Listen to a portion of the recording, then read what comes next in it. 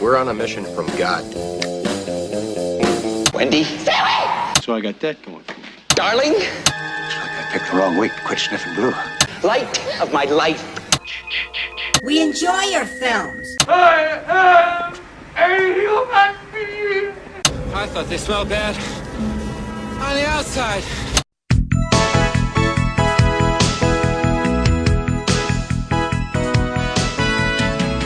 Welcome to Vintage Video, where we're rewatching the 80s so you don't have to. We'll be reviewing every major film release of the 1980s in real time. I'm Patrick O'Reilly. I'm Jesse Bayless. And I'm Richard Wells. And today marks the 40th anniversary of the release of The Blues Brothers on June 20th. It was written by Dan Aykroyd and John Landis, directed by John Landis, and released by Universal Pictures, and we're about to spoil it if you haven't seen it. So get ready. The origin of the Blues Brothers as a musical group was an SNL sketch in January of '76, wherein Howard Shore and his all-bee band performed a Slim Harpo song, I'm a King Bee, in bee costumes with little bouncy antennas. That's right, 'cause I'm a king bee,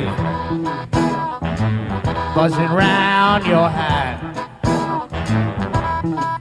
Well, I'm a king bee, baby, buzzing round your hat. And Belushi was singing and Aykroyd was on harmonica. Shortly after his start at Saturday Night Live, Aykroyd began to rent the Holland Tunnel Blues Bar, and it became a popular venue for SNL after-parties among the cast and weekly co-hosts. Belushi stocked the place with amps and instruments in case anyone ever wanted to jam. Stylistically, Aykroyd credits the duo and dancing inspiration to Sam and Dave, the R&B group that performed from the 60s through the 80s with hits like Soul Man and Hold On, I'm Coming. The hats and glasses, though, Aykroyd credits to Johnny Lee Hooker, who appears in this film, performing his blues standard Boom Boom. Together with pianist-arranger Paul Schaefer, Aykroyd and Belushi began handpicking musicians from the SNL band to back the brothers. And this is the Paul Schaefer who is currently, or well, and who didn't kill Dorothy anymore. Stratton. Who didn't kill anyone. Yeah, allegedly. We should specify. We don't know. Blue Lou and Tom Malone were chosen from the SNL band specifically. Schaefer suggested Steve Cropper and Donald Duck Dunn from Booker T and the MGs, and the group was rounded out with Juilliard-trained trumpeter Alan Rubin and Matt Guitar Murphy. They recorded their first album, Suitcase Full of Blues, in '78 while opening for Steve Martin on tour, back when he was doing that King Tut stuff. King Tut, how'd you get so funky? Funky Tut. Did you do the monkey? Born in Arizona, moved to Babylon. The album consisted of blues covers from the 50s to the 70s and went double platinum. Wow. Yeah, pretty impressive. The album liner notes filled in the backstory of the fictional Blues Brother characters with details about the orphanage and having learned blues from a janitor named Curtis. When they officially decided to make a movie, it kicked off a bidding war, which Universal narrowly beat out Paramount. John Landis, who had directed Animal House, was on board to direct. Lou Wasserman, the head of Universal Pictures at the time, predicted a $12 million budget, but the filmmakers asked for $20, despite no budget or script having been put together. Aykroyd and credited story consultant Ron Gwynn went on to write the bulk of the Blues Brothers script at the Holland Tunnel Blues Bar. It was referred to as a tome by most because the first draft Aykroyd turned in allegedly ran 324 pages. Yeah, that sounds like Aykroyd. Yeah, because he'd never written a script before and didn't know what he was doing. So you said they asked for 20, but it didn't cost a bunch more? Yes. Okay. It did cost more than that. what they were requesting even. According to screenwriting rules, a 324-page script would run about 5.5 hours. Keep in mind, though, this is basically a concert film, so the 1 page equals 1 minute rule goes out the window when the line, Cab Calloway plays Minnie the Moocher reflects 3 minutes of screen time. According to popular lore, Aykroyd bound the final script with the cover of the Yellow Pages to poke fun at its length. It was initially titled The Return of the Blues Brothers and credited to Scriptatron GL9000, which for me brings to mind the popular unproduced screenplay Balls Out by Robotard 8000, which you can find online and is totally ridiculous but fun. Wait, is that the one that was like written by AI or something? No, it's two guys that wrote it, but they're just dumb. Friction grew between Aykroyd and Landis as the former insisted on casting R&B legend after R&B legend in not just musical but speaking roles. the budget ballooned way out of proportion. As the developer of the group, Paul Schaefer was of course cast as the piano player, but obligations to Saturday Night Live and Gilda Live, a comedy documentary film centered on Gilda Radner, prevented him from appearing in the film. As a result, Belushi literally kicked him out of the band, and he was replaced with Murphy Dunn because he was so angry that he would work with Gilda over their movie. For the first month of production, things went fairly smoothly, though when the final budget of $17.5 million was handed down by Universal, producer Robert Weiss joked, "I think we've spent that already." Oh, God. In the next month, Belushi's drinking and cocaine habits pulled the production further and further behind schedule. Everywhere they went, people on set would just walk up and hand Belushi coke, hoping to do some with him, despite the fact that, according to Aykroyd, a portion of the film's budget was specifically allotted for the purchase of cocaine. Belushi would crash in his trailer and waste hours, sometimes days of production time. They would just flat out lose him occasionally, and one time Aykroyd journeyed to the only house he could see from set with a light on to find Belushi eating out of a stranger's refrigerator. The homeowner answered the door, "Are you looking for John?" because they knew who he was. He was massively famous at the time. I mean, if John Belushi broke into my house, be like, "Welcome." I was like, I don't know, "Hey, John Belushi, are you hungry, buddy?" And I'm sure he didn't just wander in like a black bear. Like he I think he did. No, I think at the very least he introduced himself and was like, "I want a sandwich." I wanted him to break through the wall like the Kool-Aid man. Yeah. And just start going through the refrigerator. Yeah. Oh yeah. 64 slices of American cheese. Carrie Fisher, Aykroyd's girlfriend and later fiance during the production, said that he proposed to her during the making of the film. She said that the three of them would spend many nights at the blues bar and that all the bartenders there were basically doubled as coke dealers. Landis apparently put Carrie Fisher in charge of keeping Belushi away from coke, which hardly seems fair considering their size discrepancy. But also, Carrie Fisher's drug problem. Yeah, she's famous for coke addiction. It doesn't make sense to be Perhaps like, you keep him away. It all started. At one point, Belushi's wife and some of the other crew even staged an intervention for Belushi, and eventually production actually got smoother again, though they were still wildly over budget and behind schedule. Just before the final musical number at the Hollywood Palladium, Belushi borrowed a skateboard from an extra and, messing around, fell and injured his knee quite badly. Universal head Wasserman sent the best orthopedic surgeon in the world, probably, to the set, and Belushi was sufficiently anesthetized to finish shooting as planned. Jesus. The finished film initially ran 2.5 hours, and Wasserman demanded 20 minutes be cut. We watched the 2.5-hour version, though.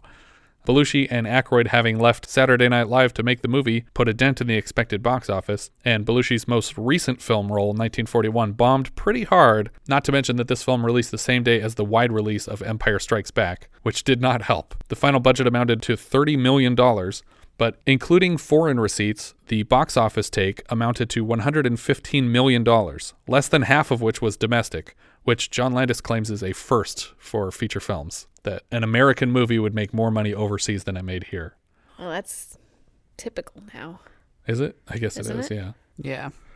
Well, for spectacle films, for things like Avengers and whatnot, but for a casual drama, or just a general comedy even. It's weird. It might have performed better, but it was only opened in 590 screens because at the time, either Universal or the theater owners in the South specifically were convinced that people in the South would not watch a movie with this many black characters, so they just didn't run the movie there. But there were Nazis. Well, that's that make another up problem. For black characters? But the Nazis are portrayed as bad guys, so that doesn't play well in the South either.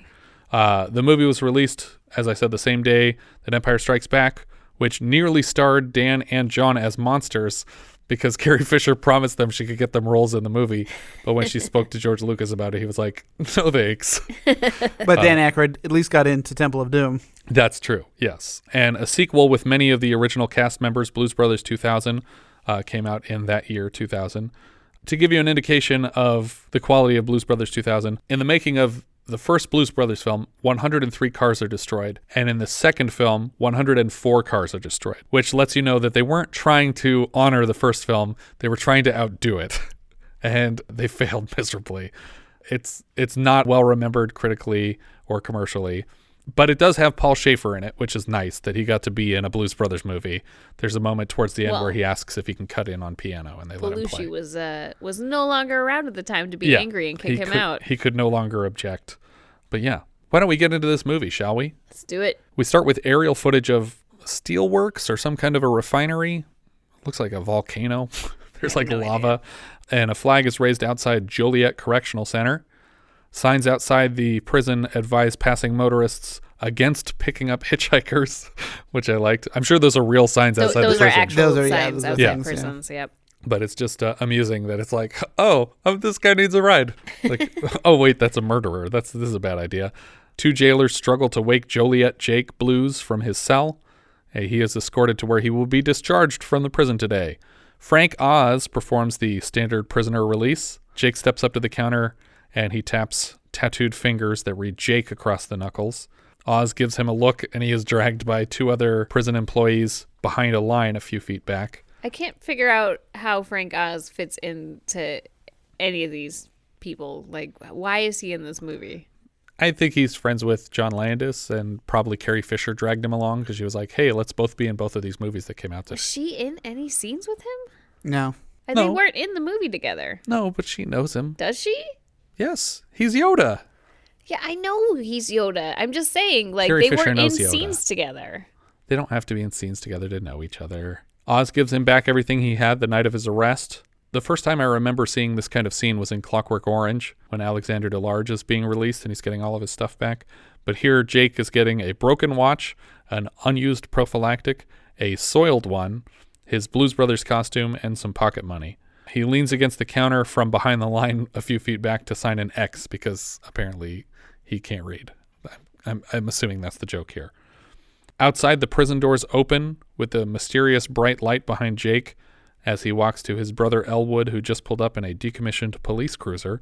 The Blues Brothers cover of Taj Mahal's She's Caught the Katy plays over the titles as the actors' names appear under their faces, and they hug and move toward the car. Shortly after pulling away, Jake asks what happened to the Cadillac, which he calls the Bluesmobile. As he complains about it not being there anymore, Jake tries and fails to light a cigarette with the cigarette lighter in the car and just tosses the lighter out the window. Which I feel like was probably not in the script. Yeah, I wouldn't doubt it. But also, he then lights his cigarette with a regular lighter? Yeah. Why would you use the cigarette lighter in the car if you had a lighter? Just because he wanted something to pick on. Elwood explains that he traded the caddy for a microphone, which Jake actually understands, and he replaced it with this car, which he picked up at the Mount Prospect City police auction because they were practically giving them away. Jake expresses his disappointment at having been picked up from the prison by his own brother in a police car. The brothers pull up to the East 95th Street drawbridge just as it's raising to allow a tugboat passage. Elwood, in an effort to win over Jake, drives the new Bluesmobile over the gap in the bridge, which would never work because there's a huge visible gap on the upside of the bridge that they would have just fallen into or crashed directly into the side of the bridge. There's no way they could have cleared this gap. But that's what happens here. This movie does a lot of really great things with inserts. Yeah. So, like, while this drawbridge stuff is happening, we keep cutting to the interior workings of the drawbridge, the big gear workings. I was like, the little details like that of this movie I really love. Yeah. As they land on the other side, Elwood goes on to explain. It's got a cop motor, a 440 cubic inch plant. It's got cop tires, cop suspension, cop shocks. It's a model made before catalytic converters, so it'll run good on regular gas. What do you say? Is it the new Bluesmobile or what? Which reminds me of when he pulls up in the Ectomobile 4 years from now and he says, need some suspension work and shocks and brakes, brake pads, lining, steering box, transmission, rear end. How much? Only $4,800. Maybe new rings, also mufflers. Jake says, fix a cigarette lighter, and then basically has his approval. Elwood pulls up to their childhood orphanage deep into an alleyway. He reminds Jake that he promised to visit the Penguin when they got out, but he says he was lying and he has no intention of following through on that promise. Coming up the stairs into the orphanage, they stop at a particularly gruesome crucifix. She calls to them before they knock on the door and opens the door psychokinetically. It also closes behind them. Mm-hmm. She informs them that unless she can come up with $5,000 for property taxes, that the orphanage will be shut down. Apparently this is because when the script was being written, there was a bill that was like in the process of being voted on that might have caused churches to be charged taxes. But because it didn't pass and churches in America have never been forced to pay property tax, this plot point doesn't really make sense a lot. There was a draft where the Illinois Nazis were attempting to buy the orphanage as their new headquarters, and I feel like they should have just stuck with that. Yeah, that would have made a little bit more sense. But then you're giving a bunch of Nazis money at the end in order to win. No, because they were trying to buy it, so you're outbidding the Nazis. Oh, you aren't buying it from the Nazis. You're just preventing them from buying it. Paying whomever owns the building. Yeah. Jake says that $5,000 is no problem, but she refuses his filthy money, and he says, oh, well, then you must be up shit creek. And this kicks off a long, repeating pattern of Jake and Elwood cursing in pain from being slapped with a ruler, and then being slapped with a ruler for cursing in pain. I love when he just calls her a bitch. Yeah. And then at the last thing that he says before they get up and like move towards the door is, fuck this noise, man. Which I didn't realize was a thing that people said in the early 80s. Like, for some reason, fuck this noise sounds very modern. It does. Fuck this noise, man. But so they're scrambling for the door, but Jake can't even get out of this tiny like student's desk that he was sitting in. So Elwood just runs down the stairs, and then Jake just falls down, still sitting in the desk, which he apparently hurt himself real bad. I believe it. She calls down to them at the bottom of the stairs and tells them not to come back until they've redeemed themselves, before levitating backward through the door into her office and slamming it with her mind. Downstairs, Jake and Elwood encounter Curtis, the man who taught them the blues. He tells them that the $5,000 needs to be at the Cook County Assessor's office in 11 days, and he advises them to hear Reverend Cleophus down at the Triple Rock Church. So that's where they go, despite the fact that Jake has no intention of going to a church. He doesn't want to hear that jive church talk. Mm-hmm.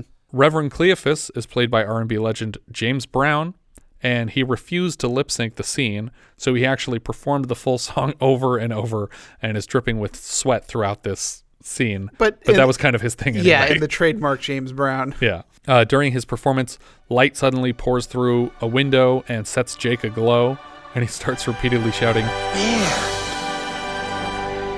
The bear! Do you see the light? The bear! Do you see the light? He says he sees the light, and he does a bunch of cartwheel flips up to the stage, which is a very clever trading out of John Belushi for someone.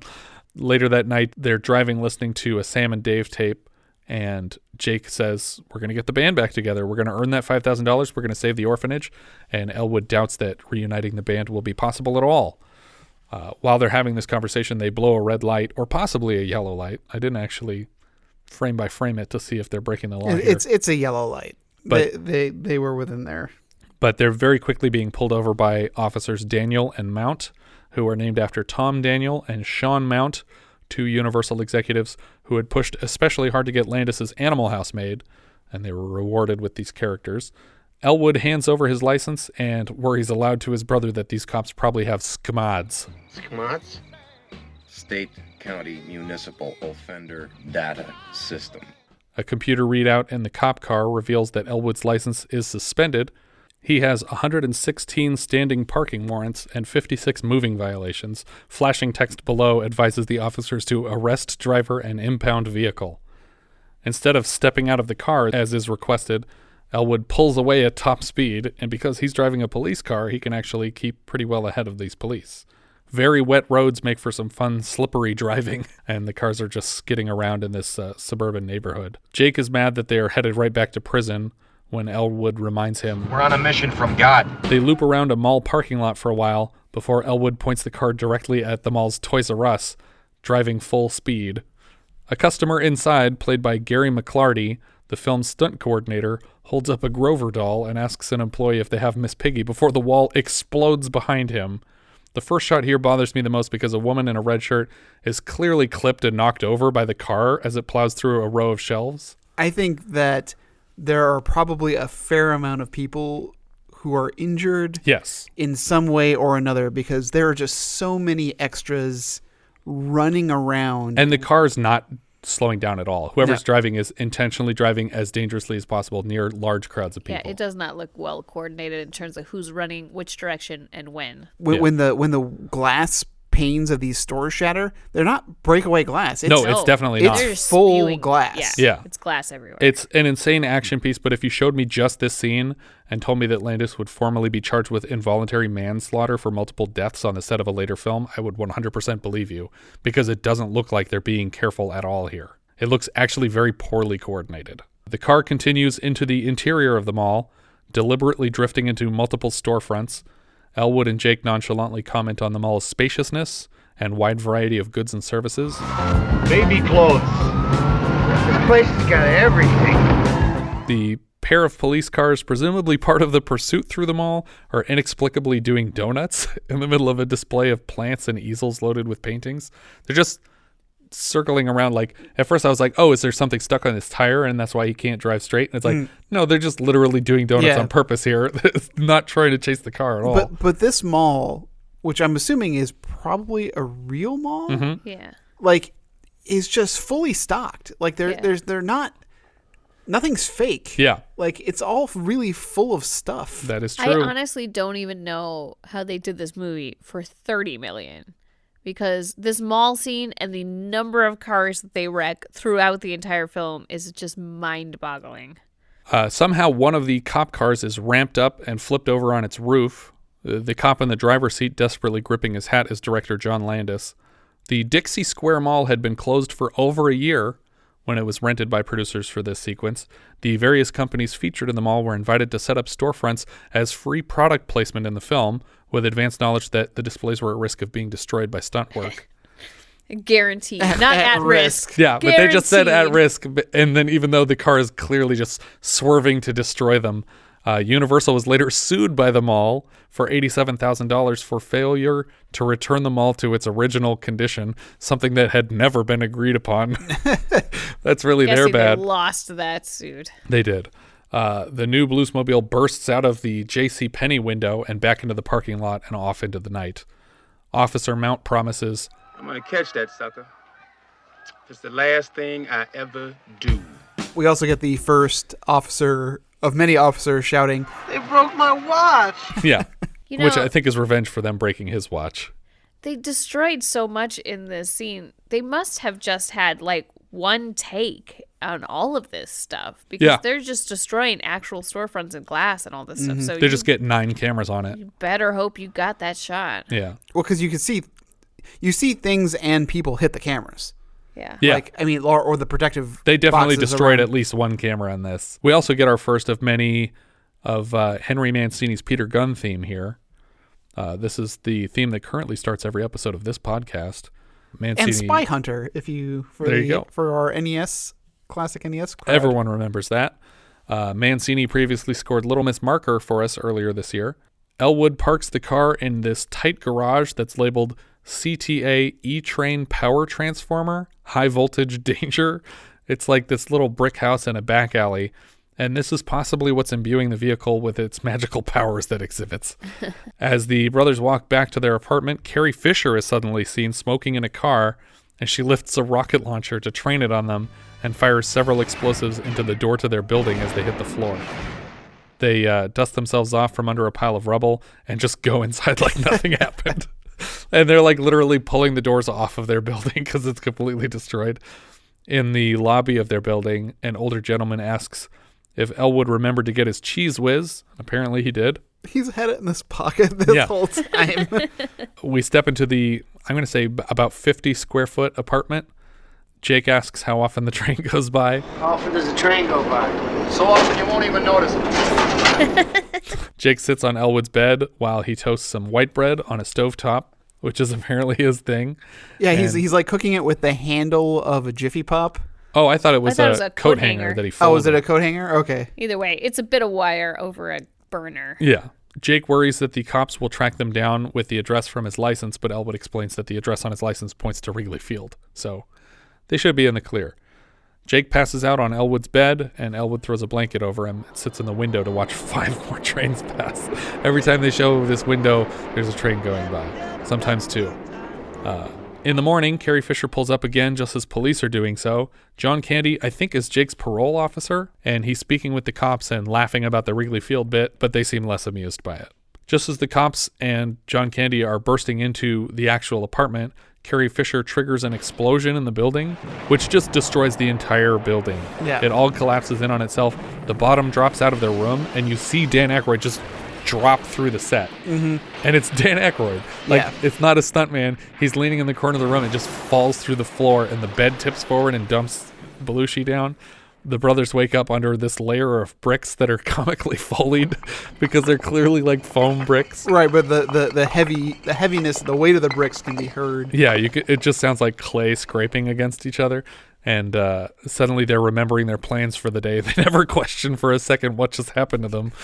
And seconds later, cops also arise from the bricks. Somehow one of these full weight bricks is balanced on the brim of one of the cops' hats. I like to think in their world, this stuff happens to them all the time. Yeah, this is just par for the course. Perfectly normal. Elwood heads to his job at a factory of some sort with cans. I'm not clear what this place is. They're like spray can. I don't know if they're spray paint or hairspray. This is where he gets the epoxy. No, it's not where he gets the epoxy. Because he pockets one of the bottles. No. He pulls a bottle off of the assembly line and puts it in his bag. Elwood produces 3 different types of cans in this film. The first one is the Cheese Whiz can, which is not from this factory. This is not a Cheese Whiz factory. Some people call this that he works at the Cheese Whiz place, and he doesn't. No. Other people call it the glue factory, but the cans that he steals here don't have labels on them, and the glue epoxy that he uses later has a label on it. The cans that he uses that don't have a label on them are just some toxic chemical that he uses to fill up the tires. So that's what these cans are that he took. Oh. Is it the same stuff that he uses for the elevator later? Yeah, possibly. But Okay. either way, whatever, I don't know what this factory does specifically, but they have this one particular chemical in unlabeled cans. But he's watching the line as he walks into the building, and a coworker is standing there for a moment, and he snatches a few of them off the line and just tucks them into his case. But the extra playing his coworker was clearly not instructed to do anything but watch the machine. So when the line backs up and cans are just being tossed onto the floor by the machinery, she doesn't do anything to unblock the path, and she's just like watching it like this is how it's supposed to work, which made me laugh a little bit. For this scene only, Elwood's eyes are visible as he has swapped his Ray-Bans for protective goggles. He tells his boss he's quitting to become a priest, and his boss says, okay, we'll get your severance package ready. There's no fight. There's no jokes here. The scene shouldn't be in the movie, and it's not in the shorter version, the one that's not 2.5 hours long. The brothers head out to touch base with Bones Malone and Blue Lou. Their last known address was scribbled across an old pack of cigarettes, and they pull up to a building to speak with Mrs. Tarantino, the former landlord of the aforementioned band members. They're posing intentionally or not as law enforcement when they speak to her. They sound a lot like the characters from Dragnet, which is funny because Aykroyd would later go on to play the characters from Dragnet. Just the facts, ma'am. He does say that they're just musicians, though, when she asks if they're law enforcement. Right, but they get all the way into her apartment, and they're like halfway through this investigation before she's like, are you the police? No, ma'am, we're musicians. This man is the police. It's like, oh, no, ma'am, we're not the police. We're hoping it won't be necessary to call the police. But as they leave her house, she's rushing out to them with a business card for Murph and the Magic Tones. So they head down to the local Holiday Inn where the Magic Tones are currently playing. Murph sings in Spanish and very poorly.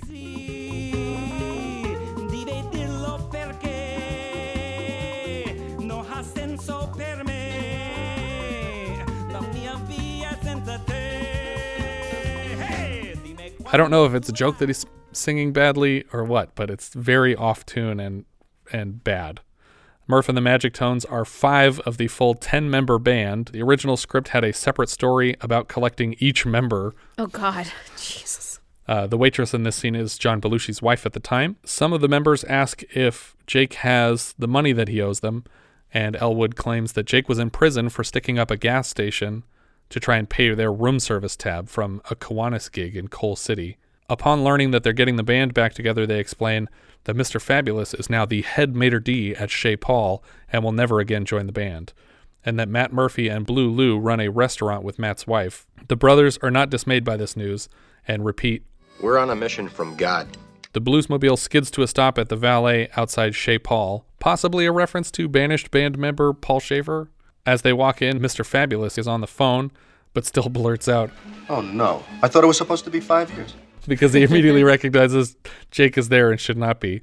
As predicted, he is reluctant to join the band, and so the brothers take a seat in the restaurant. They take a seat next to a family and proceed to be as obnoxious as possible, firstly with their stench, and then by whistling for service from the waiter, played by Paul Reubens here, from whom they order the finest champagne they have to offer. Our second Paul Reubens movie of the year. Yeah, and there will be another one. He says, "We have a Dom Perignon 71 at $120. That'll be fine, pal. A nearby table asks for them to be removed because they smell horrible. The guy says, Well, frankly, they're offensive. Smelling. I mean, they smell bad. which sounds like the delivery that like Will Ferrell would use. Yeah. I mean, that thing is good. Jake and Elwood feed each other shrimp with their arms entangled. Sometimes they just toss it right in. Yeah. There's one moment where Dan Aykroyd clearly is just throwing it, but then they cut to an angle of Belushi catching one in his mouth to imply that he caught the same one. Well, it's almost like you're feeding scraps to your dog. And you're just kind of tossing it, and the dog just catches it, and because Elwood isn't even looking at it. Yeah, he just kind of casually to the side, because he's like making eyes at like this like 14-year-old girl. Yeah, at the next table. But the lines don't match up for the angle that he throws it at and the angle it's caught at. The champagne shows up, and Elwood's insisting on accepting it in his water glass, which the waiter's like, "That's not the right glass." And he's like, "Just fill it up. That's fine." Jake turns to the offended family and asks how much he would be willing to sell them for. How much for the little girl? The women. How much for the women? What? Your women. I want to buy your women, the little girl. Your daughters. Sell them to me. Sell me your children. Maitre d'. He starts eating off their plates because he's not getting enough of a reaction as quickly as he wants. Mr. Fabulous threatens to call the police, but they're telling him that that's just bad form. He just got out of jail. Like, you wouldn't do that. So they threaten to come back here and eat every meal every day until he leaves to join their band. And he gives up because he knows they'll do that. Yeah, except that doesn't really make any sense because nobody's going to let these guys back in the door when they don't pay for this meal. Right, but unless he's going to involve the owner, it's the maitre d's job to get them out of there. So he knows they're just going to keep coming back in. And he's not going to call the police on his friend. So he's kind of screwed either way, and I think he kind of wants to join the band. So he quits and joins the band and ignores the pleading of the gentleman at the next table over who's like, "Sir, sir!" But he's done working here. On their way to recruit Matt Murphy and Blue Lou, the brothers encounter Henry Gibson at a Nazi rally. This is based on a real rally that was held in the mid-'70s. It was originally scheduled for Skokie, Illinois, which was home at the time to an unusually large number of Holocaust survivors, before protests drove the case to the Supreme Court, where it was decided in 1977 that they had a right to freedom of assembly. The rally eventually took place, though, in Chicago, similarly to what was portrayed here. Fed up by the traffic caused by the Nazi protest and their general shittiness as humans, the brothers pull around a line of cars to drive through the middle of the rally on a bridge, which forces the Nazis to jump over the side into the water. It is impossible now to watch a car drive through a crowd of people at a Nazi rally and not be reminded of the Charlottesville attack. It's one scene that, in retrospect, I wish there was a way to rework or remove without ruining the rest of the Nazi subplot, but it sets up a lot that's going to happen in the rest of the movie, and it's just a bummer. It's just a bummer to watch because this was probably funny at some point, and it's not. It's not anymore.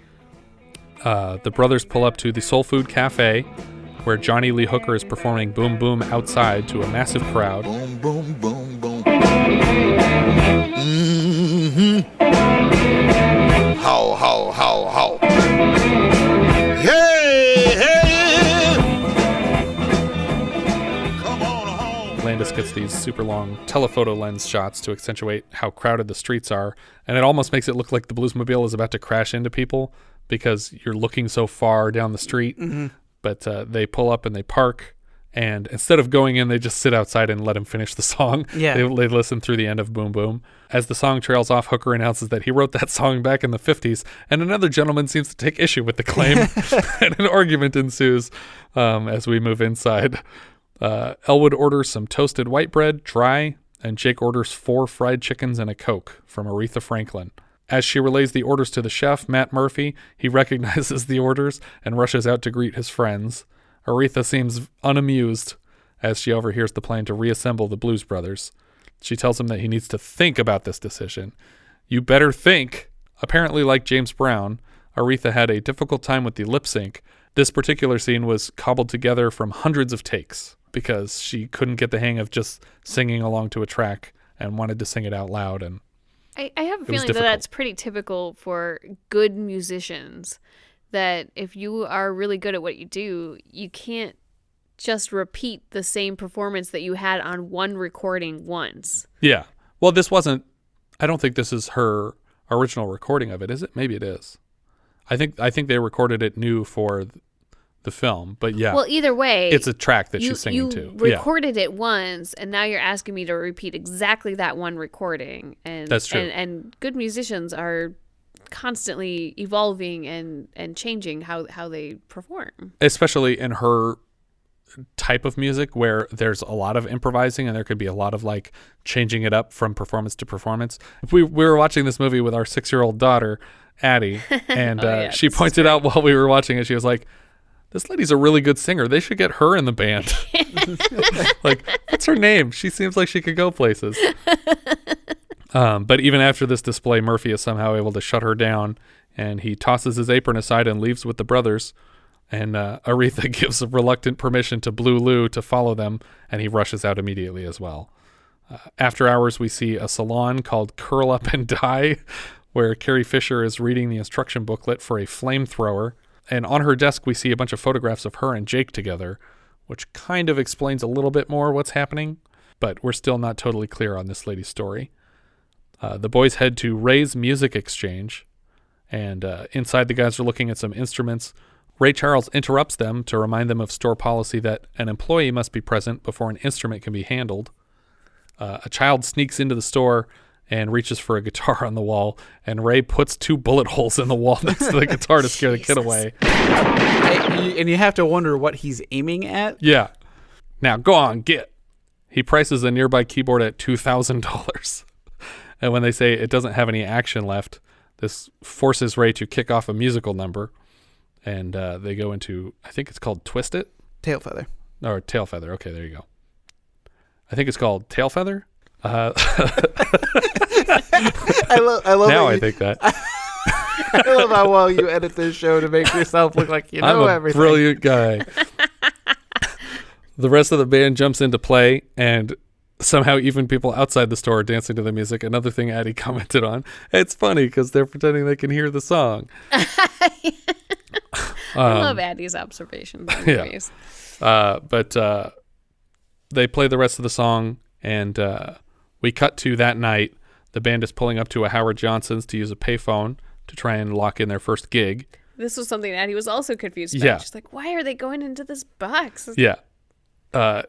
In the booth, it conveniently next to a large propane tank, Elwood asks, "Who are you going to call, Jake?" Which weirdly doesn't remind me of anything. Jake says he plans to reach out to a booking agent, Maurice Line. Here, Addie asked why the phone was in a tiny room, and we explained that this movie was made before people used cell phones, but she was confused even further when Jake, in espousing Sline's prowess as an agent, reminded Elwood, He got us to Morgan Park, got us to TikTok. And Addie was like, how did TikTok exist if people didn't have cell phones? As soon as they place the call, Carrie Fisher torches the booth and the adjacent propane tank with a flamethrower, and they are rocketed straight up into the sky. And they crash down real hard in the parking lot. I love the dummy that's in the car that ends up being Dan Aykroyd. It's just like its arm is hanging out of the side. It's just for sure dead. Well, I love that there's tons and tons of change, but he grossly underestimates how many quarters. Hey, Jake, there's got to be at least $7 worth of change here. They're uninjured and ecstatic to find all the change spilled from the broken payphone. The Nazis try to track down the brothers using the license plate of the car that nearly hit them. They all convene at Wrigley Field, admitting defeat in this particular effort, and make plans to monitor all city, county, and state police radios to find the Blues Brothers. I want all party members in the tri-state district to monitor the city, county, and state police on their CBs. Which reminded me of when Ray Stantz says, Gozer the Gozerian! Good evening. As a duly designated representative of the city County, and State of New York, I order you to cease any and all supernatural activity and return forthwith to your place of origin or to the nearest convenient parallel dimension. That ought to do it. Thanks very much, Ray. The brothers pull up to Bob's country bunker and pose as the scheduled band, the Good Old Boys. The brothers introduce themselves to the bartender as the band and ask what kind of music they have here, to which she responds, Oh, we got both kinds. We got country and western. The band sets up the stage behind chicken wire, which reminded me of Roadhouse, where Jeff Healey is performing behind chicken wire, and we'll learn why later. Owner Bob provides the boys with a set list, but they don't seem to know any of the songs and just consider them suggestions. They jump right into Gimme Some Lovin', and the crowd fucking hates it immediately. The purpose of the chicken wire becomes abundantly clear as a barrage of beer bottles are hurled at the stage, exploding at the wire and continuing in shards to shower the band. This also did not look like breakaway glass to me. I think it is breakaway glass because I don't think a real glass would break when it hits chicken wire. You think I think so? the actual point of the wire is to just stop the bottle, not to actually break it. Oh, okay. Because it would work more like a net than I what they're guess. showing here. That's true. But there's just shards of glass spraying through this thing. Luckily, everyone's wearing sunglasses, so they're not getting like shards in the eye, but it's pretty ridiculous. Bob notices quickly that this ain't no Hank Williams tune, and he shuts off the power to the stage. We just had Hank Jr. a couple movies ago in Roadie. The band takes a swing at the Rawhide theme to calm the crowd, and the barrage of bottles continues, but now as a show of approval. They follow Rawhide with Tammy Wynette staple Stand By Your Man, complete with bad falsetto, and the crowd loves it.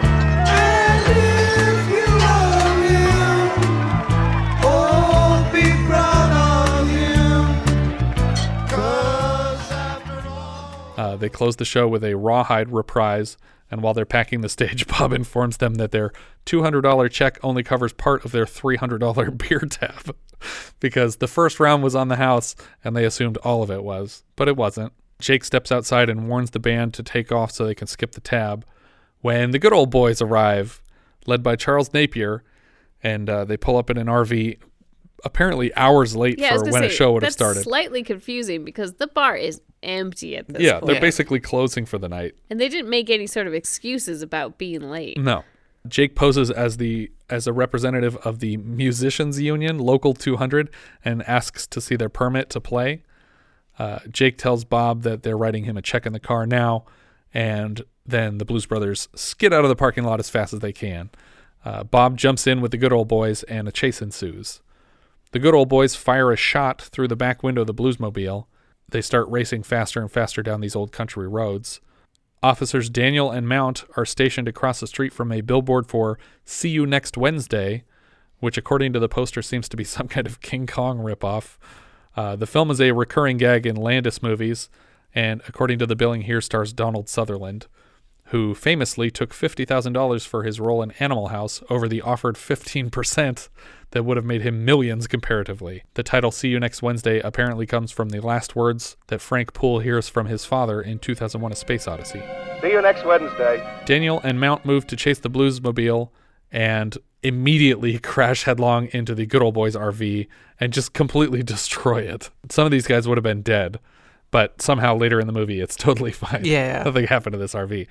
The next day in a sauna, after making very little progress with Sline, Jake pulls the trigger and blackmails Sline to book them at the Palace Hotel Ballroom, which apparently seats 5,000 people, in an effort to make the $5,000 they need. Right, so that I guess everyone is only paying $1. Or their share is $1, I guess. But Jake apparently knows something that Sline's wife might like to hear. Sline agrees to do the show, and the boys move to advertise the show and fill the venue. In a wide shot, we see that all of the band are also in the sauna, and they get up to leave with the brothers. Curtis hires a bunch of orphans. Hires is a strong word. Curtis forces a bunch of orphans to advertise the show to save their orphanage. So it's really, they're helping themselves too. Yeah, child labor. It's all good. Yeah. Jake and Elwood strap an enormous speaker from the top of a tower that was next to a playground. Yeah, it's like, I'm assuming it was some kind of warning system, like tornado warning or whatever. God. But now it's a show warning. They strap it to the top of the car and just drive around announcing the show to pedestrians. You two girls, tell your friends. You on the bike. The first shot, though, that we see, they're just driving through a field, like an empty field off in the wilderness. And I like how he has the mic just dangling in front of him, so he doesn't have to hold it. Yeah. Like it's suspended from the top of the car. It's probably just taped open. It seems to be hanging from the same piece of rope that's tying the speaker to the top of the car that's coming through the windows. Yeah. James Brown, Aretha, and Ray Charles all hang posters for the show. Ray's is, of course, upside down. Peeing at a urinal, the good old boys see an ad for the show scribbled on the wall with the words "tonight only," but there's no date, so they assume it was written today. Sufficiently advertised, the brothers decide to head for the show, but realize that they've run out of gas. They push the car to a gas station, which is also out of gas. Elwood flirts with another customer who arrives. He's posing as a gas station attendant, and he pretends he's going to help her while he waits for the tanker truck to refill the station. Eventually, it shows up, and everything is handled. Yeah, he all she wanted was some gas and for someone to look under the hood real quick, and he goes, "So that'll be $94." Yeah, and she gives him $95, and he's like, "Here's your change for $1." And she's like, "Oh, keep the change. It's fine." $95. Well, he could tell that she had a British accent, so he knew he could take advantage of her. She doesn't understand the currency exchange from pounds to dollars. Yeah. Like, is the dollar worth more? It's like in American Gigolo when Richard Gere overheard the woman order in another language, and he's like, "Oh, someone for me to take advantage of." And then he sits down and she starts talking to him in English. And this is famed model Twiggy. Yes. Before she leaves the gas station, though, he invites her to meet up with him at his hotel later if her date doesn't go as well as she's hoping. The band is getting restless at the show because the brothers have not shown up yet, and there's an audience all seated at the venue. Jake's parole officer gets a flyer for the show, and he puts in a call to officers Daniel and Mount. Gas is just pouring out of the Bluesmobile until Jake realizes how late they are to the show, and they drive away, tossing a cigarette behind them into the puddle of gas that they've dragged this far down the road and blow up the whole gas station Private Eyes style. The brothers park the car under a bridge and walk to the show under a team of officers at a roadblock. In Jake and Elwood's absence, the band opens with Cab Calloway performing Minnie the Moocher, a song we heard tweaked a little earlier this year as Squeeze It the Moocher, performed by Danny Elfman as the devil in Richard Elfman's Forbidden Zone. As soon as the song starts here, an entire bandstand materializes, and the band is all tuxed up. In the background, Jake and Elwood are sneaking past countless police into the venue. But they're sneaking with the music. Right. And moving through the parking lot, Elwood sprays super adhesive epoxy on the gas pedal of the apparently fixed Good Old Boys RV. Crawling past a few squad cars, Elwood retrieves the cans that he stole off of the line at his job, and he explains to Jake, this can is from a surplus disposal run. 15 overcharged ounces of pure uncompounded isopropanol butane monosulfate. When combined with oxygen and a little heat, will cause a rapid expansion. So at least one of the things they make at this factory is cans of isopropyl butane monosulfate. He lets this toxic gas fill the tires of all of the parked cruisers before heading into the building. The cops want to move to arrest the band, but John Candy says they aren't going anywhere, and he hasn't even heard them sing yet. So they decide to block all the exits instead. So he seems like he's on their side throughout this. I think he's friendly with. I mean, he's a parole officer, so I think he at least knows Jake, and he does seem happy about like stuff that happens later, and yeah, he seems friendly with them. He's generally happy throughout, no matter what's happening. Yeah. So it seems like he's rooting for them. I think he's got no dog in this fight. Yeah, it's not his job to apprehend them. When they sit down, he looks at the troopers and goes, "Do you want an orange whip?" Orange whip, and they both reluctantly nod, like yes, they would like an orange whip. So he orders 3 orange whips. The brothers sneak into the building through the girls' restroom, and eventually catch Curtis's eye at the curtains behind the audience. Curtis welcomes the Blues Brothers on stage, and Elwood gives a special thanks to all the law enforcement officers who made it to the show tonight, which reminds me of a similar comment from another SNL alum, Chevy Chase, in Fletch, when he is similarly surrounded at someone's retirement party or something. So why not stand up and pat him on the back? Go ahead, reach out. Go ahead, shake hands with any one of the guys you see here, these men in blue. Hug a cop. Yeah, go ahead. I said it. Yeah, that's a wonderful feeling. I am so proud. Which was likely inspired by this particular scene, because that was much later. The guys leave during the final number, and conveniently, they are interrupted backstage by not only a record executive carrying a $10,000 cash advance to sign them for an album, but one who used to be a bouncer here in the 70s and knows a secret way out of the building. So they take $5,000 and they ask the man to give $1,400 to Ray's Music Exchange and the rest to the band. In the tunnel, on their way out, they encounter Carrie Fisher again, this time with an automatic weapon, and we finally learn her backstory. It turns out that Jake stood her up at the altar and embarrassed her in front of her friends and family. He gives her a dozen contradictory excuses while pleading for his life, but still rejects any and all responsibility. He removes his glasses for a moment, and she looks into his eyes and falls right back in love with him. And he kisses her hard before dropping her in the mud, and they just run off because he tricked her again. Hopping in the car, Aykroyd announces probably the most quoted line of the film. It's 106 miles to Chicago. We got a full tank of gas, half a pack of cigarettes. It's dark, and we're wearing sunglasses. Hit it. The cops all race out of the lot after the car. The good old boys join the chase, but accelerate out of control on account of their glued gas pedal and crash hard over a dock and into the lake that's right near the venue. The girl from the gas station waits fruitlessly outside of Elwood's hotel, a trope we last saw in The Children, when a woman was invited on a date that never came to fruition. The Nazis overhear on the CBs that the pursuit is happening, and they rush to join. Elwood pulls off the road to a different highway, and probably 30-ish cop cars follow them over an embankment, just piling slowly as they crash into each other. This scene is really fun and ridiculous. I remember the first time I watched this movie where I didn't get how much of a joke it was until like the 12th car came over that I was like, oh, okay, I see what they're doing. This is one of those jokes that just gets funnier the longer it goes. Mount, Daniel, and Candy swerve off the road, but they manage to avoid this pile of cars at the bottom of the hill, so they try to swerve back up the hill onto the freeway, and they end up ramping up and flying into the back of an 18-wheeler. And then John Candy takes the radio in the car and he says, Hi, this is car, what number are we? 55. Car 55. We're in a truck. And he's just smiling and laughing about it. Well, and the guy who hands him the radio was the driver, who's now completely upside down and head down by the pedals and legs up over the seat. So when he hands him the radio, it comes up from underneath.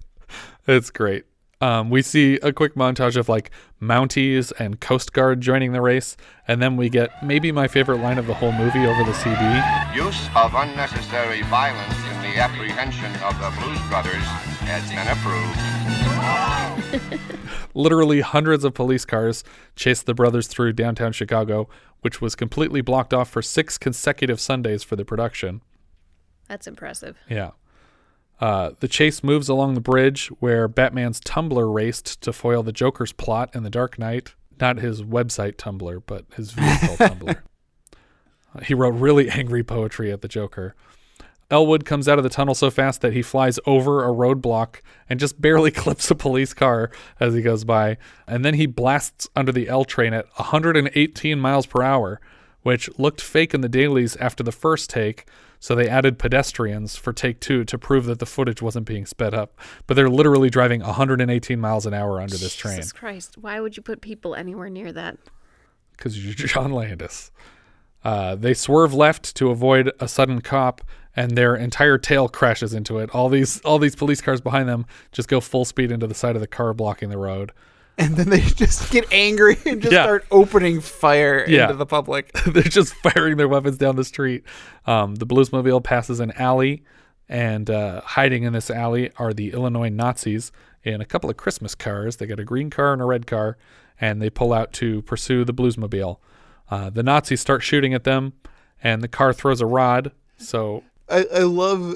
Well, first of all, they're driving Volkswagens. Yes. And then Henry Gibson leans out the window to pull out his German Luger, and he keeps firing at them. And with each consecutive shot, Jake and Elwood keep trying to duck lower, even though the bullets aren't impacting anything. Yeah. But they keep getting more and more concerned of the bullets until they're both completely down below the dashboard. Yeah.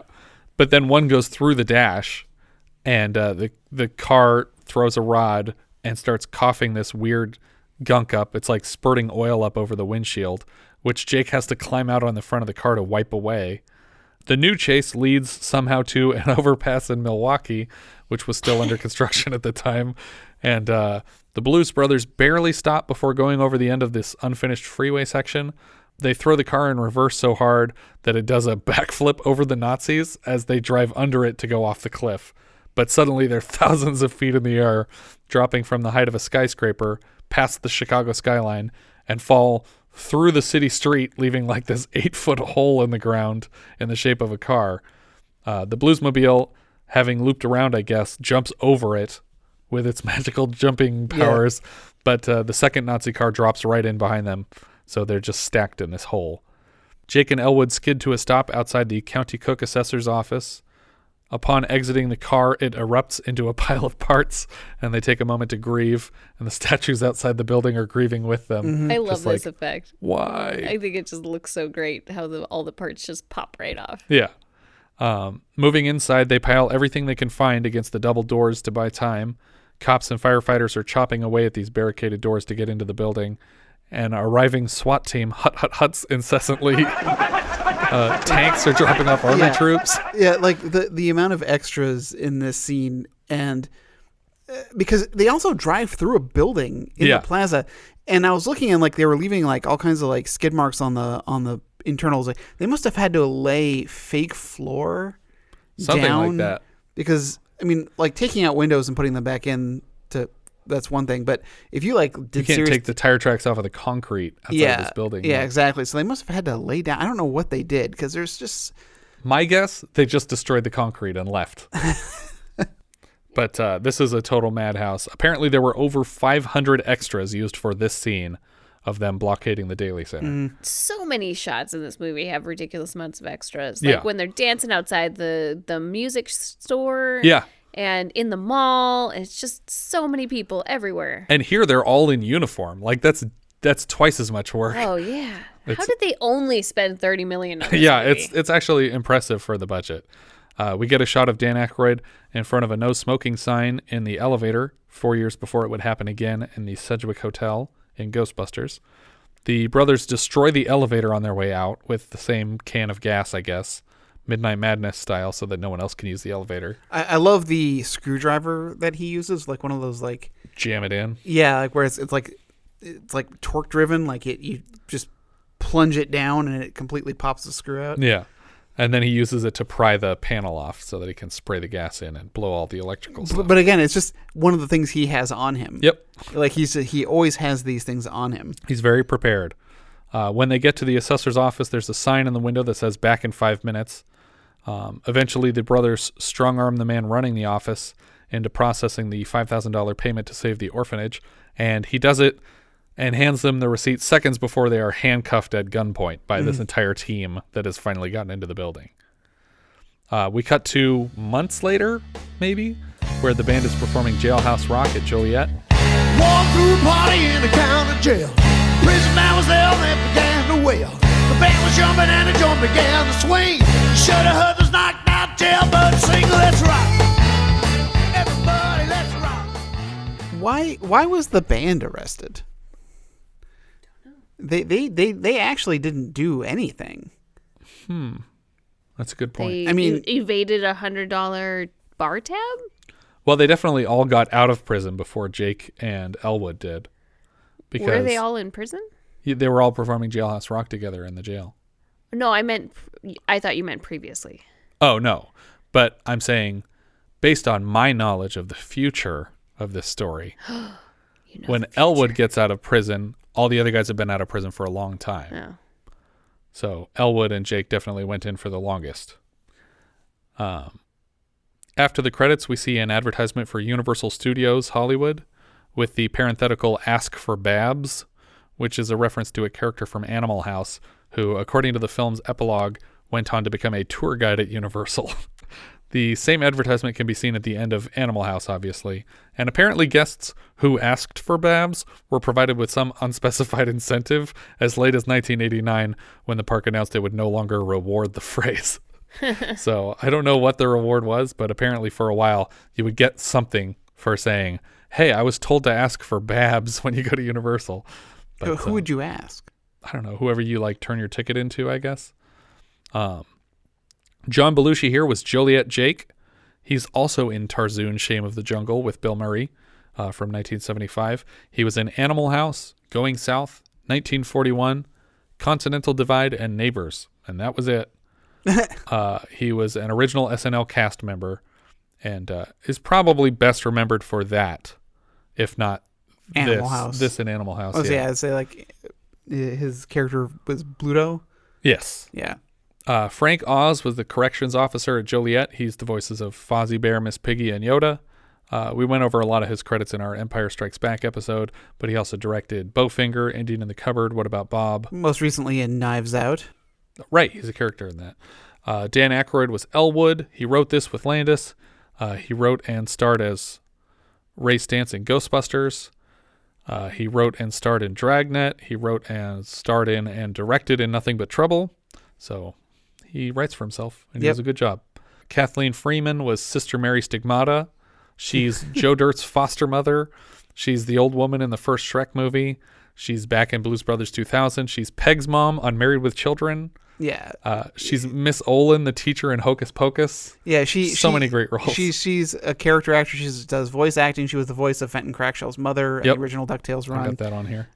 She was Fred Ward's mother in the third Naked Gun movie. Oh, nice. When Nelson Nielsen subdues her by putting both of her arms in the windows of a car and her locking her head into the sunroof. And she's like, the girl says, "Won't that look a little conspicuous?" It's like, no, it's happened to me a number of times.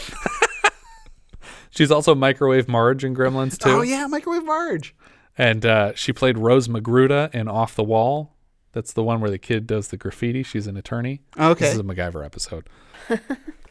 Cab Calloway played Curtis. He's a musician. He has lots of credits. And he plays Yeller in Cincinnati Kid with Steve McQueen. Donald Duck Dunn is a musician, and he came back for 2000. That's going to be what I say for a lot of these people. James Brown was Reverend Cleophus James. He's a musician. He's back in 2000. He's also in Dr. Detroit, Rocky IV, and he's a hostage negotiator in an episode of Duckman. Okay. Which I was like, now I want to look that up. Well, and Dr. Detroit was also with Dan Aykroyd. Yes. Shaka Khan was a choir soloist somewhere in here. She is a famous musician. Oh yeah, you see her in there. Yeah. They kept focusing on this woman, and I was like, is she someone of note? And it must have been who it was. In the church scene. Yeah. Stephen Williams was Trooper Mount. Stephen Williams is great. He was Mr. X on X-Files, the guy who you tape a big X in your window and he comes and solves your mystery. He was Creighton Duke in Jason Goes to Hell. He's a tree trimmer in Better Off Dead. And he's Charlie, It's a Vacuum Mac Robinson on MacGyver Season 1, Episode 14, Countdown, where he blows up trying to defuse a bomb. Carrie Fisher played Mystery Woman. She doesn't even have a name. She was obviously Leia in Empire the same day. You can listen to that for more credits. John Landis. It's Carrie Fisher. It's Carrie Fisher. You know who she is. John Landis plays Trooper LaFong. He directed this movie. He directed Animal House, American Werewolf in London Next Year, Trading Places, Thriller, Twilight Zone, Three Amigos, Coming to America, Beverly Hills Cop 3, The Stupids. You name it. I mean, are we going to go into more about Landis? Not yet. Because like Spielberg is in this movie, and that's true. And you know, a lot of Joe Dante regulars in here too. But you know, obviously we know that Twilight Zone would be the last time Spielberg and Landis would work together. Yeah. And we'll get to that. Lane Britton was the Cheese Whiz. He's credited as Shotgun Britton. He was the makeup artist for this movie. He's also the makeup artist for Tora Tora Tora. He does lots of makeup. His credits date back to Gunga Din in 1939. Oh, wow. He also did Citizen Kane 2 years later. So he did all of Orson Welles' old person makeup. I do have to feel bad for the Gunga Din one only because he put Sam Jaffe in brownface. Yeah. And I was like, and don't get me wrong, I think Gunga Din is great, but they do a lot of brownface in that movie. Yeah, it's not as bad as The Conqueror with John Wayne as Genghis Khan. Yeah. That's a rough one. John Candy was Burton Mercer. He plays Barf in Spaceballs. He's Uncle Buck. He's Gus Polinski in Home Alone. And he's Ox in Stripes, along with a bunch of other things. He's also a really just funny comedian that we lost too early, just like John Belushi. Judith Belushi-Pisano, or Pisano. She was the Holiday Inn cocktail waitress, and she was Belushi's wife, obviously. Alan Rubin was Mr. Fabulous. He's a musician. He's back in 2000. Paul Reubens was the waiter. He's Pee-wee. He was in Midnight Madness earlier this year, and he'll be back later this year as the actual Pee-wee character in Cheech and Chong's next movie. Henry Gibson was the head Nazi. He's in Burbs. He's in Magnolia. He's also in Gremlins 2. Yeah, he was a regular on Laugh-In. Yeah. He's very, very famous comedian. I always look, because like you mentioned, Joe Dante regular. He's in so many Joe Dante films. But just, TV and movie, he was very busy all the way up until his death, I think, in the early 2000s. Yeah. He was in 2 MacGyvers.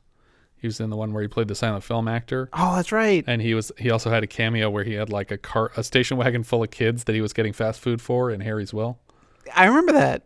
Harry's Will was a great episode. A lot of cameos on that episode. Weird one. John Lee Hooker played Street Slim. He's a musician. Aretha Franklin was the Soul Food Cafe owner. You know her. She's a musician. She's back for the 2000 movie. Lou Marini, same musician, back for 2000. Matt Murphy, the same. Ray Charles, he's a musician. He's famous. He was played by Jamie Foxx in a biopic, which, like, the more I see him young, the more I'm like, yeah, Jamie Foxx is the only person who could have done that. Mm-hmm. And he's also a famous Diet Pepsi spokesperson. You got the right one, Bay. Devereaux White was the young guitar thief. He played Argyle, the limo driver from Die Hard. Oh, okay. Yeah. And probably not by coincidence, he also played an Uber driver on Workaholics. I'm sure they were like, can we get the limo driver from Die Hard to play the Uber driver? Charles Napier was Tucker McElroy. Yeah. He's Murdoch in what I would call Second Blood. Rambo 2. Lieutenant Boyle in Silence of the Lambs. Yeah. Okay. Sorry. I thought you were moving on. I was like, no, we got to talk about this guy. He plays Lieutenant Boyle in Silence of the Lambs. He's also the commander in Austin Powers, who is on the radio with Clint Howard as they're like talking about Bob's Big Boy re-entering the Earth's atmosphere. But he's great. He is the head of the Duke Entertainment on The Critic. He's Jay Sherman's boss. Yeah. I think he also did a voice in Archer, but I didn't write down what it was. He does tons of voice. His voice is fantastic. Yeah. Steve Lawrence was Maurice Line. He came back for 2000 also, and he was a musician who performed commonly with his wife, Edie Gourmet. Twiggy was the lady from the gas station who was a top model in the late 60s. Ralph Foodie was the police dispatcher. He played Johnny in Angels with Filthy Souls. Oh, my God. Yeah. No, that all makes sense. Yeah. Keep the change, you filthy animal. Steven Spielberg was the Cook County Assessor's Office clerk, and obviously he's a very famous director. He's not in a lot of movies, though. No, it's funny. Like this, I can think of this Austin Powers, where he's playing himself. Yeah. In Goldmember. Mm-hmm. Yeah. James Avery was apparently somewhere in the crowd outside of Ray's shop. He's Uncle Phil. He's the voice of Shredder, one of the voices of Shredder. I think he was the voice first, and then he was replaced with Jim Cummings. But great guy. We just lost him pretty recently, too. And apparently Mr. T is also out there somewhere. Although this could be just people like, I wish I was in that movie. I'm going to say I was in that movie. Yeah. But Mr. T was obviously Clubber Lang. He's B.A. Baracus from the A-Team, and he's Earl Devereaux in the first Cloudy with a Chance of Meatballs film. Jess, up or down? I don't know. Richard, what do you think about this? This movie's getting a big up. A big up? A big up. Really? This is a big up. This is a Richard classic. This is really? A movie much beloved by the Richard, and I'm having a hard time not putting it in my number one spot. Wow. I don't know, man. It's an up for me, for sure. Well, I mean, I guess you should see it, but it's really not a lot. It's sloppy. It's a reluctant up. It's a reluctant up. Wow, I'm actually surprised from both of you. It's not super funny to me. It's really not that funny. I laughed the entire time. I had tears in my eyes, and this is like the who knows how many times I've watched this. Did you watch it when you were a kid? No, I my father introduced this to me pretty late in my life, and since then I've just been obsessed with it.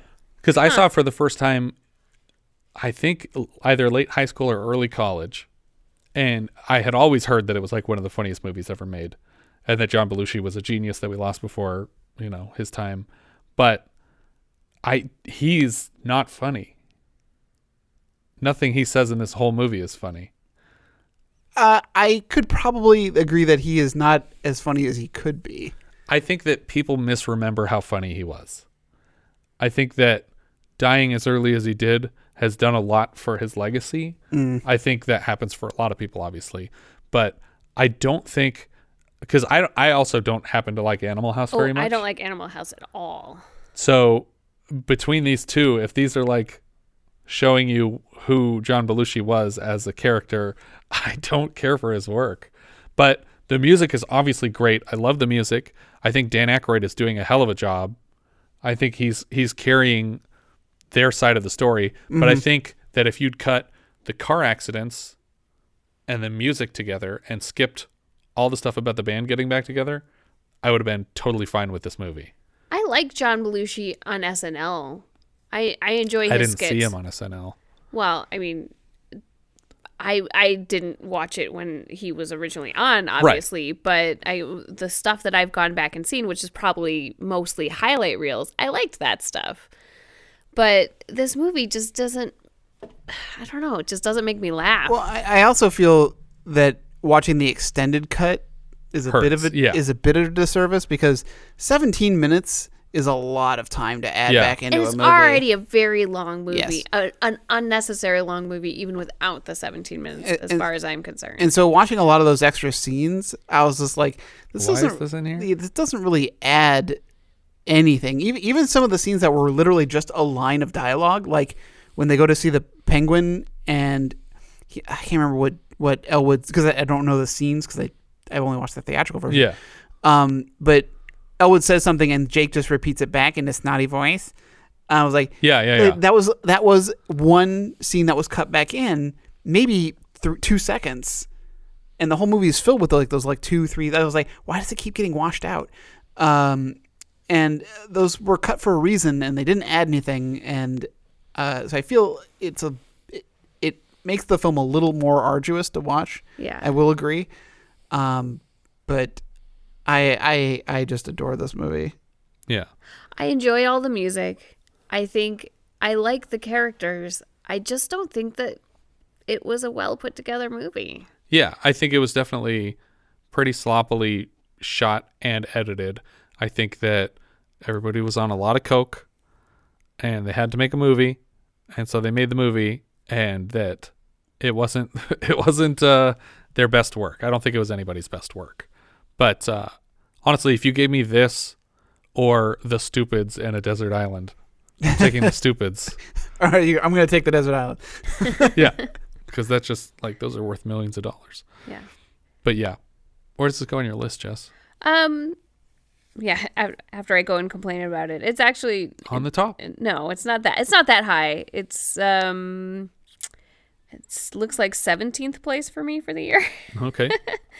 It's after Mountain Men and ahead of Last Married Couple in America. All right, Richard, where's this going? Well, like I said, like watching this movie as I did just recently, again, for the millionth time, I was like, oh man, this might be my new number one. But no, I've had clarity of thoughts. We're not trying to sway your opinion. No. Yeah. It's not that you can't. Whoa.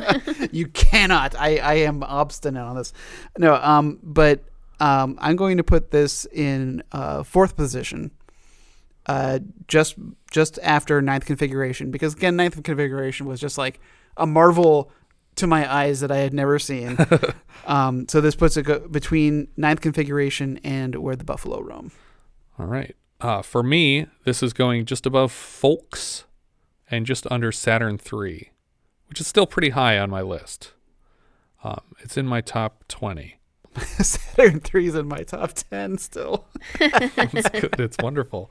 Just barely now, though. With the addition of the Blues Brothers, it's now number 10. Yes. I think that's everything for this one. If you guys have any thoughts you'd like to share with us, we are Vintage Video Pod on Twitter, Facebook, Instagram, and Letterboxd, where, as I've said before, you can find each of our full movie rankings for the year. We can also be found at vintagevideopodcast.com. Please consider rating us on iTunes to help people find the show, and if you take the time to leave us a review, we will thank you personally in an upcoming episode. If you're feeling especially generous, you can support the show through patreon.com/vintagevideopodcast. On that note, here's a shout out for Via VHS. Thank you for the kind words in your iTunes review. We hope you continue to enjoy the show. Thank you so much for listening, and I hope you'll join us next time when we'll be discussing Brubaker, which IMDb describes like so. The new warden of a small prison farm in Arkansas tries to clean it up of corruption after initially posing as an inmate. What is a prison farm? Find out next time. We leave you now with a trailer for Brubaker. Although Wakefield is admittedly an imperfect institution, much like America herself, she is nonetheless a grand experiment. I am the man. I'm the new warden here. My name's Henry Brubaker. I figure most of you guys belong here. Basically, you don't have any respect for other people or yourselves. What do you think of our new warden? I'm trying to get a fix on what his first order of business here is going to be. Blow the place up? He's dangerous. What the hell's the matter with you? You mean to tell me you're charging for medical attention? Get your hands off me! You start wars and you let other people fight them. Do not come marching in here from wherever the hell she found you and presume to lecture us about how to treat our fellow man. Must be over 200 of them out there. Abraham, are you talking about the bodies that are supposed to be buried here? Somebody needs to stop them. How many men are buried out there? You wouldn't even know, would you? It's crazy. They're digging up bodies.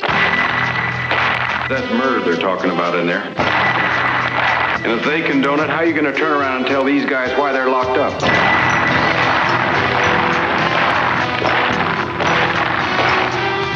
Robert Redford, Brubaker.